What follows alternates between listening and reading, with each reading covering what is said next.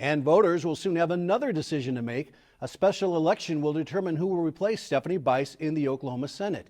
eCapitol News Director Shawn Ashley and Jason Doyle have more on that and other news from 23rd and Lincoln. Filing begins December 7th and runs for 3 days, December 7th, 8th, and 9th.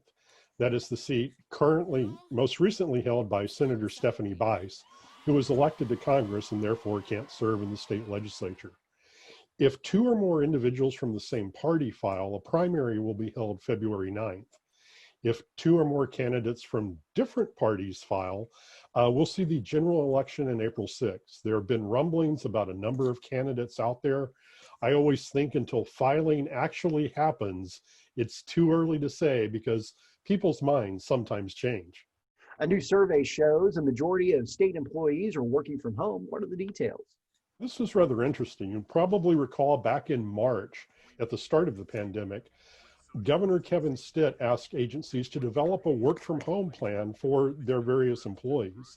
And the Office of Management and Enterprise Services recently conducted a study of more than 90 agencies and found that nearly 15,000 state workers are working remotely at least part-time.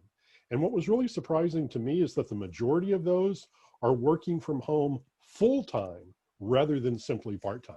The Oklahoma Employment Security Commission plans to ask for some help from the legislature to further modernize its systems. What does the unemployment agency want? Well, really modernize is the key word there. In the reporting we've all done since the pandemic began, one of the problems we've seen is that they were behind in the information technology area.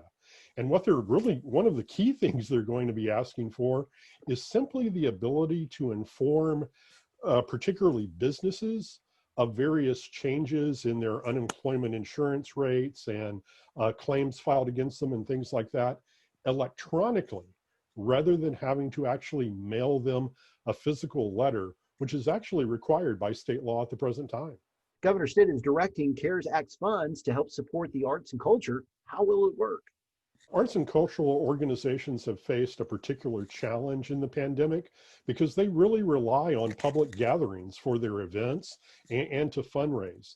This makes $3 million available to various organizations who can apply through the Oklahoma Arts Council at arts.ok.gov. They have until December 8th to do so.